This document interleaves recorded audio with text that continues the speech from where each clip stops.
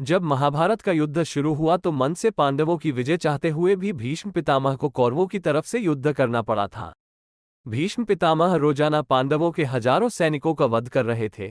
इसके बावजूद दुर्योधन को हमेशा यही लगता था कि भीष्म पितामह पक्षपात कर रहे हैं और अपनी पूरी ताकत के साथ युद्ध नहीं कर रहे।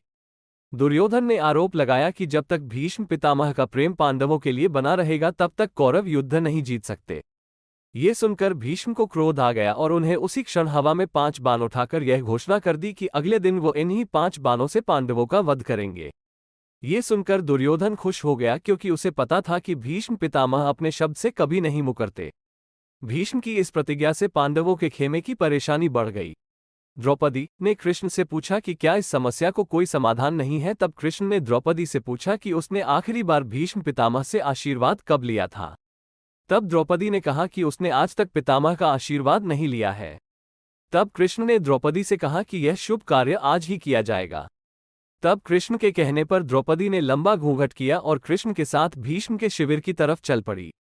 शिविर के पास पहुंचकर कृष्ण ने द्रौपदी से कहा कि पितामह से अपने पतियों के लिए आशीर्वाद ले लो, लेकिन उन्हें अपना चेहरा मत दिखाना।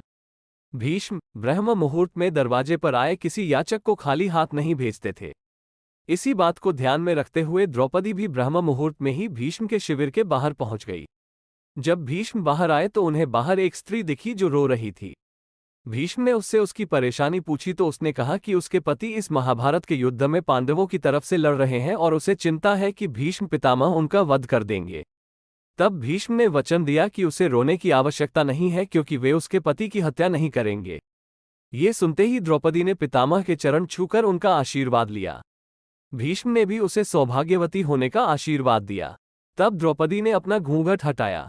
भीष्म द्रौपदी को पहचान गए और सारी बात समझ गए।